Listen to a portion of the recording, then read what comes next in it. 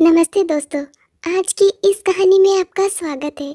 आज की रात मेरे लिए बड़ी ही यादगार होने वाली थी। यह उन दिनों की बात थी जब रात को तेज बारिश हो रही थी। आज मेरी सौगात को लेकर मैंने अपने दिल में कई अरमान सजाए बैठी थी। कॉलेज में अक्सर मेरी सहेलियाँ मुझे वे सब वीडियो दिखाया करती थी। तब से ही मैंने अपने दिल में बहुत सारे अरमान जज्बात इकट्ठे करके रखे थे कि जब मेरी सौगात होगी तो मैं भी अपने सारे जज्बात पूरे करूंगी। लेकिन आज शाम को ही मेरे अरमान पूरे मिट्टी में मिलने वाले थे, क्योंकि मेरी शादी मेरे 19 साल के देवर के साथ तय हो गई थी। मेरा देवर मेरे पति के मुकाबले में ज़्यादा हैंडसम था। मैं तो पहली नज़र में ही अपने देवर को दिल दे बैठी थी। लेकिन मेरी शादी उसके भाई से तय हो गई थी। लेकिन अब मैं बहुत ज़्यादा खुश हो गई थी, क्योंकि आखिरकार मेरी शादी मेरे राजकुमार से हुई। लेकिन बस मुझे ये भी चिंता सताने लगी कि वे तो मुझसे पूरे 6 साल का छोटा है। मैंने सोचा था कि वे मेरे साथ कुछ भी नहीं कर पाएगा और मुझे ही अपनी तरफ से शुरुआत करनी पड़ेगी। इसी वजह से मैंने दुल्हन का जोड़ा बदलकर एक खूबसूरत सी नाइटी पहन ली थी, ताकि वे मुझे देखते ही पिघल जाए। लेकिन जैसे ही वे कमरे में आया, मैं उसे देखकर और भी ज़्यादा हैरान हो गई, क्योंकि वे तो मुझसे भी ज़्यादा बेकाबू था। और आते ही उसने मुझे बड़े प्यार से उठाकर बिस्तर पर बिठाया और धीरे से मेरी नाइटी और पूरे रोमांटिक मूड के साथ, मेरा नाम मीनू है, मेरी उम्र सिर्फ 25 साल की है। मेरे घर में मेरे मम्मी पापा और मेरी एक छोटी बहन रहती थी। जब मैं कॉलेज में पढ़ती थी तब मेरी सहेलियाँ अक्सर मुझे सौगात के बारे में हस्बैंड वाइफ की बातें करती थी। कॉलेज में मेरी सिर्फ लड़कियां ही दोस्त थी, और जो भी मेरी सहेलियां थी उनके बॉयफ्रेंड भी थे। वे अक्सर उनके साथ खूब मज़े करती थी। लेकिन मेरा कोई भी नहीं था, इसलिए मैं बहुत मायूस हो जाती थी। मैं सोचती थी जब भी मेरी शादी होगी मैं भी अपने जज्बात पूरे कर लूँगी, अपने हर अरमानों को पूरा करके रखूँगी। माँ बाप ने कॉलेज कंप्लीट करते ही मेरी शादी तय कर दी थी। माँ ने मेरी शादी अपने बचपन की सहेली के बेटे के साथ तय की थी। मैं अपनी माँ की बहुत ज़्यादा लाडली थी। मेरे माँ बाप मुझसे बहुत प्यार करते थे। मैं जो चाहती वे मुझसे हमेशा वही करते थे। इसीलिए जब उन्होंने लड़के को मेरे लिए चुना तो मैंने मना नहीं किया था। लड़की का नाम राजीव था और वह दिल्ली में काम करता था। वह देखने में बहुत ठीक ठाक था, लेकिन मुझे उसका छोटा भाई बहुत ज़्यादा पसंद आया था। वह देखने में काफ़ी ज़्यादा स्मार्ट और हैंडसम था, और उसका गोरा चिट्टा रंग उसे बेहद हैंडसम बनाता था। माँ बाप ने मेरी शादी उसके बड़े भाई राजीव के साथ तय कर दी थी। राजीव के पापा नहीं थे। मेरी मम्मी और राजीव की मम्मी ने मिलकर शादी तय कर दी थी, क्योंकि वह अपनी दोस्ती को अब रिश्तेदारी में बदलना चाहती थी। मेरे घर में शादी का माहौल पूरा बना हुआ था।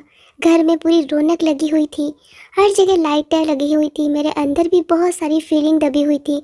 जब मेरी सहेलियों ने मुझे तैयार करने के लिए आगे बढ़ी और मुझे फिर से वे सारी वीडियो दिखाने लगी, वो मुझे समझाने लगी, तुम अच्छे से समझ लो कैसे क्या करना है।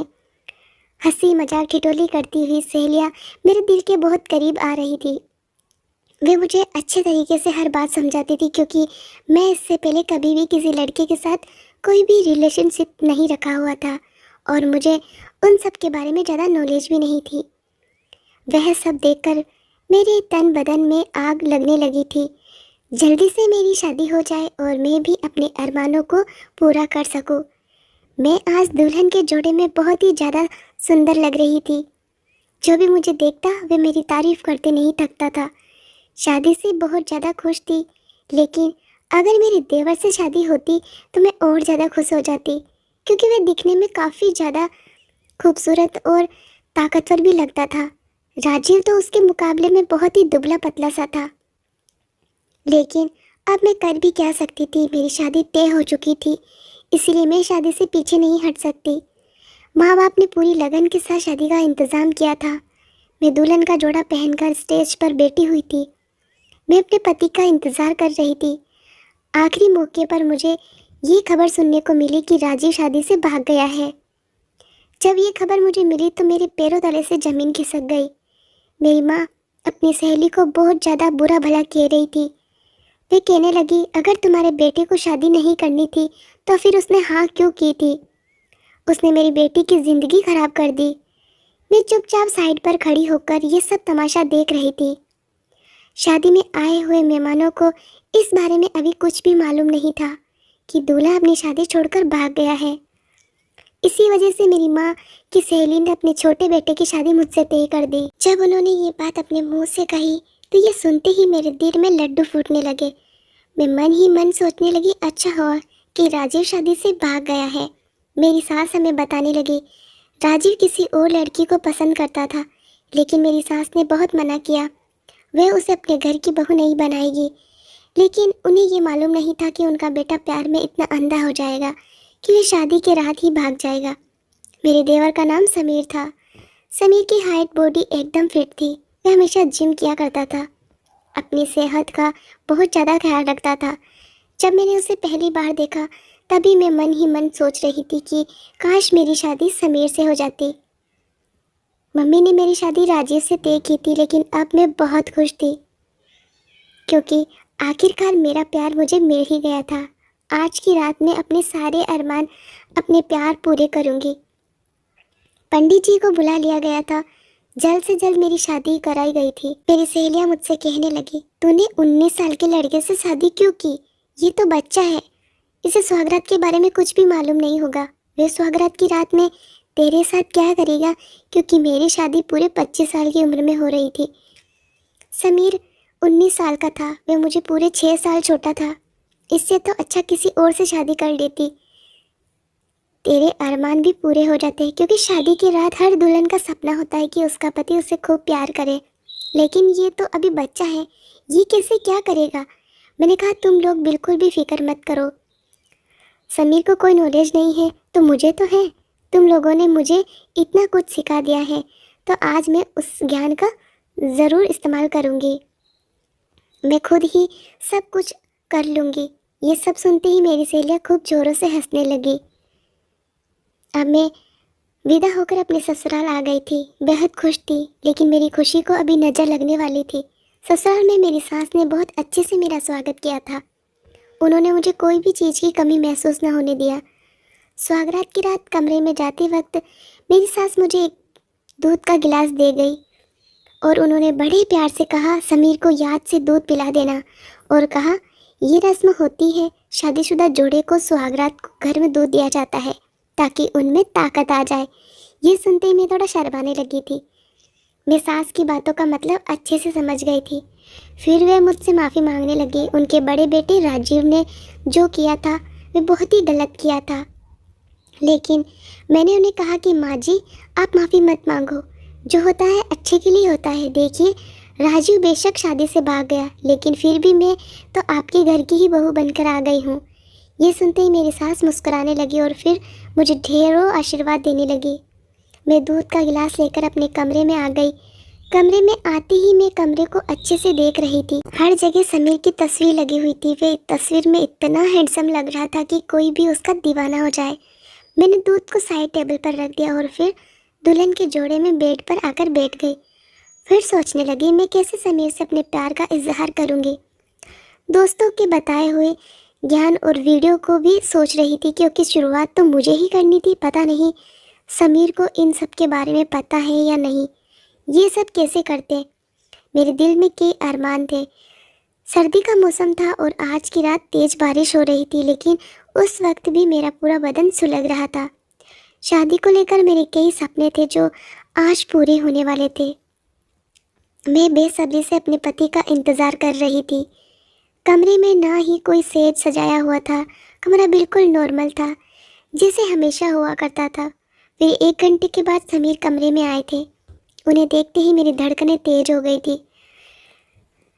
सर से पसीने छूटने लगे थे। वे धीरे से मेरे पास आए और मेरे बगल में आकर बैठ गए और फिर मुझसे कहने लगे, मीनू, तुम बहुत थक गई होगी, जाकर थोड़ा आराम कर लो। ये सुनते ही मेरे दिल के अरमान चूर चूर हो गए थे। मैं कब से बेसब्री से इंतज़ार कर रही थी। ये मुझे कह रहे हैं कि मैं सो जाऊं। मुझे अंदर ही अंदर बहुत गुस्सा आ रहा था, लेकिन मैंने समीर से कुछ भी नहीं कहा।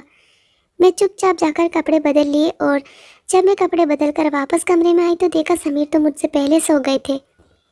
मुझे लगा कि शायद आज बहुत ज़्यादा थक गए होंगे, इसीलिए वे जल्दी सो गए।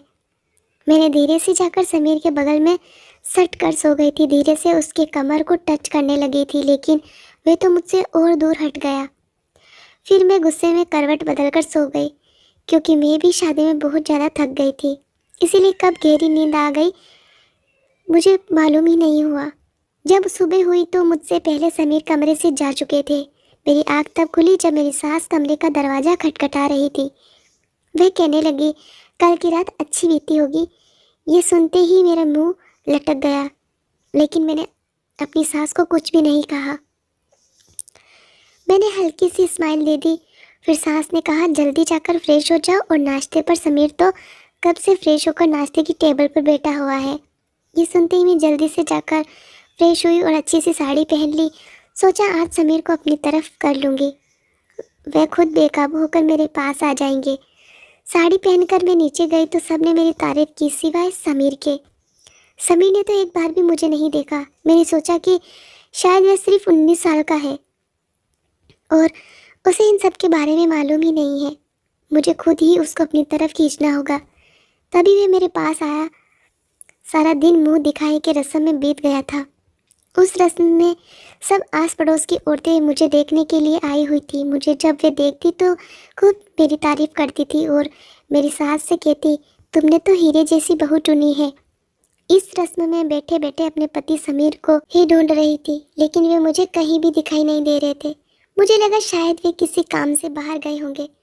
शाम को जब सभी मेहमान अपने अपने घर को चले गए तो मैं भी रात का खाना खाकर जल्दी अपने कमरे की तरफ चली आई, ताकि मैं अपने पति को अपनी तरफ खींच सकूं। मैंने सोचा आज समीर जब कमरे में आएंगे तो मैं खुद ही उनके करीब चली जाऊंगी, अपने प्यार का इजहार उनसे कर लूँगी। और मैंने आज एक बहुत ही सुंदर नाइटी पहन रखी थी, जिसके दोनों साइड पर कट लगा हुआ था, जिसे पहनते ही मेरी टांगें साफ दिखाई दे रही थी।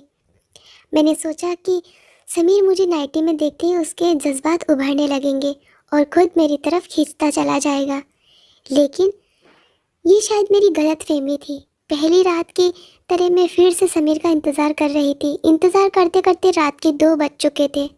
बेसब्री से अपने पति का इंतज़ार करती रही, लेकिन अब मुझे अंदर ही अंदर बहुत गुस्सा भी आ रहा था।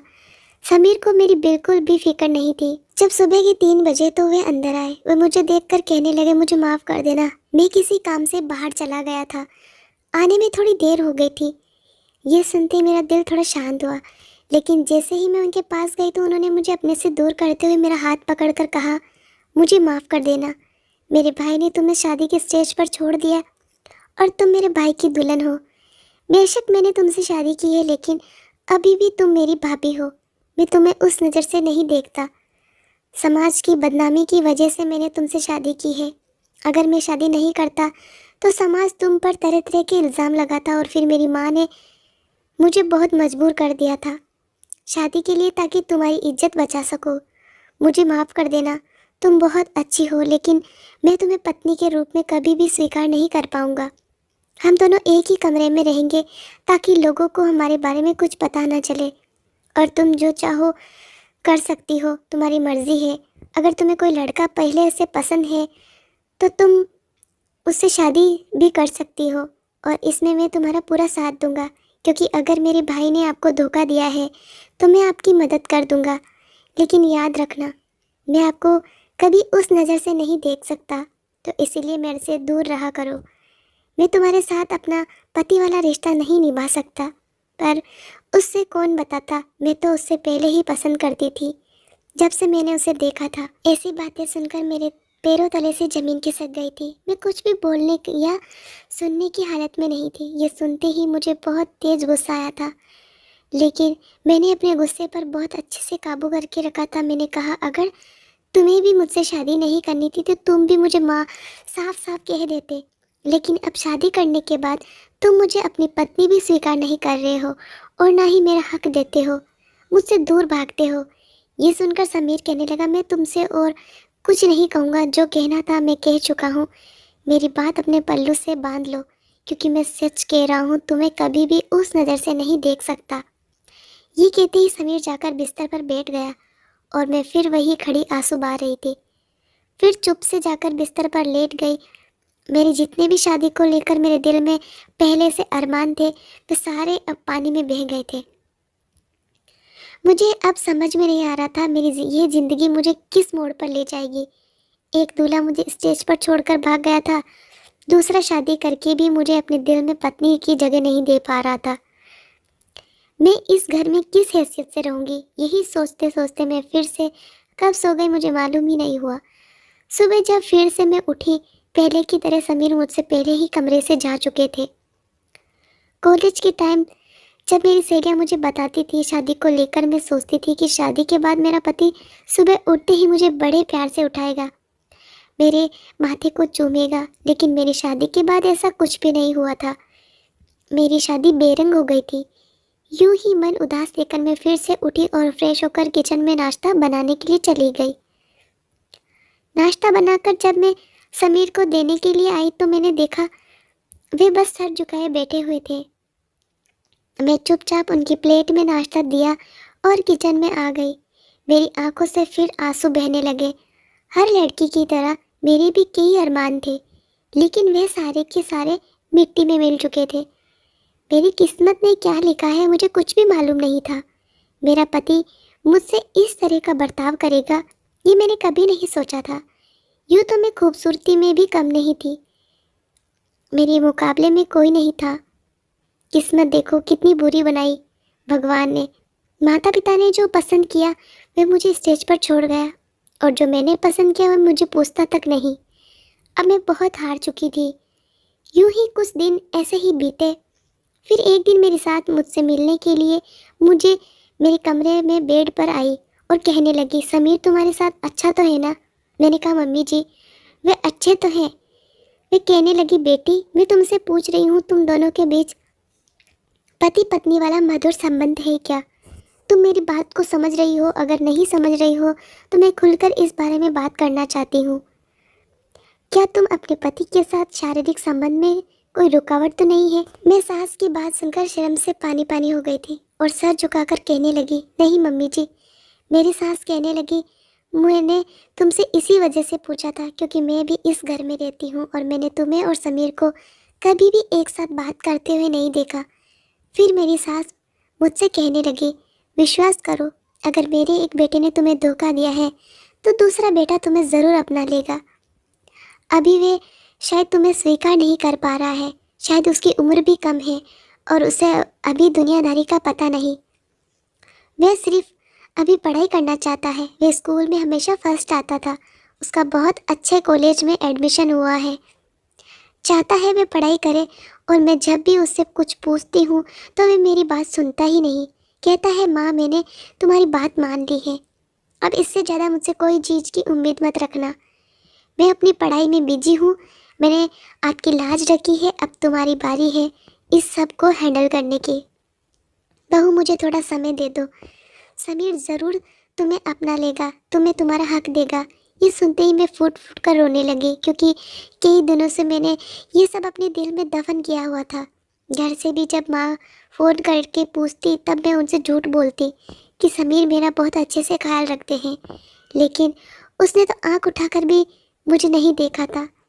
मेरी आंखों से आंसू पानी की तरह बहने लगे। मेरी सास मुझे दिलासा दे रही थी, भगवान पर भरोसा करो, सब ठीक हो जाएगा। फिर सास ने कहा कि बेटी हो सके तो तुम थोड़ा पहल किया करो, क्योंकि समीर अभी 18-19 साल का ही है। एक औरत ही अपनी खूबसूरती से अपने पति को काबू में कर सकती है।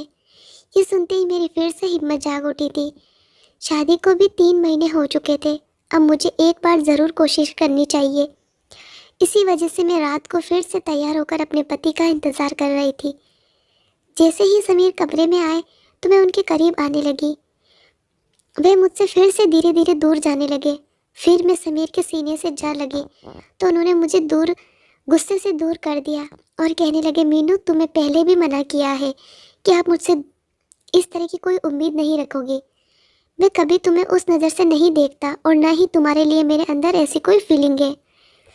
तुम अपनी फीलिंग संभाल कर रखो, मुझ पर ना आजमाओ। मुझे अपनी ज़िंदगी में अभी बहुत कुछ करना है, बहुत कुछ बनना है। तुम इस तरह की बेकार कोशिश करना छोड़ दो। अगर तुम और माँ मुझे ज़्यादा मजबूर करोगी तो मैं घर छोड़कर चला जाऊँगा। मुझे अपनी ज़िंदगी में इसके अलावा भी बहुत काम है। मैंने समीर से गुस्से में कहा, हमारी शादी को अब 3 महीने होने वाले हैं।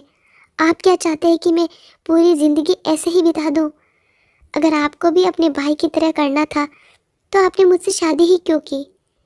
मेरे मन में जो भी गुस्से में आ रहा था वह बोलते ही जा रही थी और फूट फूट कर रो रही थी। मैं बहुत परेशान हो गई थी। समीर चुपचाप मेरी बातें सुन रहे थे लेकिन वे मुझे कुछ भी नहीं कह रहे थे। फिर मैंने गुस्से से अपना हाथ छुड़ाया और कमरे से बाहर निकल गई। रोती रोती हॉल में सोफे पर ही सो गई। मेरी जिंदगी मुझे उस मोड़ पर ले आई थी। ना मैं आगे जा सकती थी और ना मैं पीछे मुड़ सकती थी। हर लड़की को शादी को लेकर कई सपने होते हैं, लेकिन मेरे सारे सपने टूट चुके थे। मैं जितना भी सपनों को जोड़ने की कोशिश करती थी, लेकिन अब जुड़ने का नाम ही नहीं ले रहे थे। घर वालों को भी इस बारे में नहीं बता सकती थी। इसी तरह मेरी सास ने 1-2 बार समीर पर प्रेशर दिया था कि मुझसे अपना संबंध ठीक कर ले। वे इसी गुस्से में अपना घर छोड़कर चला गया था। हॉस्टल में रह रहा था। वह पढ़ाई करने में बहुत तेज था, उसका सिर्फ ध्यान पढ़ाई पर था। मेरी सास अब मजबूर हो गई थी। वे केयर करे तो क्या करे। इसी तरह 1 साल बीत गया। आज सुबह ही दरवाजे पर किसी ने बेल बजाई। मेरा दिल धक से रह गया। मुझे लगा कि समीर लौट आए हैं। मैंने जैसे ही दरवाज़ा खोला, सामने उस आदमी को देखकर बिल्कुल हक्का बक्का रह गई। राजीव अपनी पत्नी के साथ दरवाजे पर खड़ा था। मेरी सास भी मेरे पीछे ही आई थी। राजीव और उसकी पत्नी को देखते ही वे भी हैरान रह गई। समीर ने अपने भाई को फ़ोन करके राजीव को और उसकी पत्नी को घर बुला लिया था और उसने अपने भाई से अपने दिल की बात की थी। उसने कहा था, मैं जब तक पढ़ाई नहीं कर लेता मैं इन सब चीज़ों के बारे में कभी नहीं सोचूंगा। समीर ने अपने भाई से कहा था कि मीनू को अपनी ज़िंदगी आगे बढ़ानी चाहिए। उसे ऐसे किसी इंतज़ार में नहीं बैठना चाहिए। या तो अपनी पढ़ाई दोबारा स्टार्ट कर दे या फिर अपनी ज़िंदगी में जो भी करना चाहती है वह कर सकती है। अगर उसे मुझसे डिवोर्स चाहिए तो मैं वह भी दे सकता हूँ, पर मैं अभी इस रिश्ते को कभी स्वीकार नहीं कर सकता। जब तक मैं कुछ बन नहीं जाता और मैं मीनू को ये नहीं कहता कि मीनू बैठकर मेरा इंतज़ार करे। मीनू के लिए मेरे अंदर कोई फीलिंग नहीं है। राजीव और उसकी पत्नी ने आते ही मुझसे माफ़ी मांगी। राजीव ने भी कहा, मुझे माफ़ कर दो, मैं सुमन से प्यार करता था, इसीलिए मैंने तुमसे शादी नहीं की और सुमन भी मुझसे बहुत प्यार करती है और मेरे भाई समीर ने भी मुझे सब कुछ बता दिया है। तुम चाहो तो इस घर में रहकर उसका इंतज़ार कर सकती हो, तुम्हें कोई प्रॉब्लम नहीं होगी, और अगर जाना चाहती हो तो खुशी से जा सकती हो। राजीव की बात सुनकर मेरे पैरों तले से ज़मीन निकल गई। आखिर मैं क्या करती। मैंने अपनी माँ को ये सारी बातें बता दी। मेरी माँ मेरी सास पर ही चढ़ बैठी। उनसे लड़ाई झगड़ा हुआ। मेरी माँ मेरी सास पर बिगड़ गई थी। पहले तुम्हें अपने बेटे से पूछना चाहिए था। बिना उसकी मर्जी के खिलाफ जाकर तुमने मेरी बेटी की ज़िंदगी खराब कर दी। दोनों बेटों ने मेरी बेटी को ठुकरा दिया। मैं भी अब बिल्कुल टूट चुकी थी अपनी शादी को लेकर। मेरे सारे सपने मिट्टी में मिल चुके थे। अब मैं शादी के नाम से ही घबराती थी और अपनी ही नज़रों में गिर गई थी।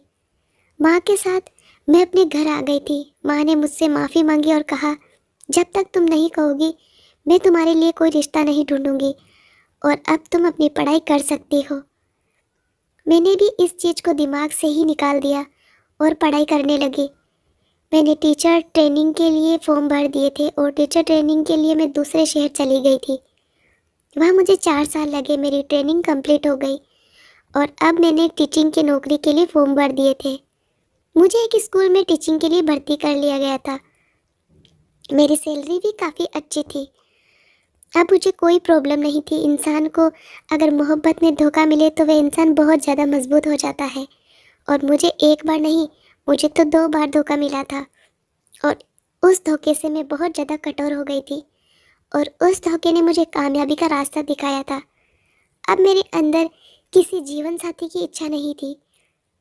तो दोस्तों, स्टोरी को लाइक करें, शेयर करें, चैनल को सब्सक्राइब ज़रूर कर दें। धन्यवाद।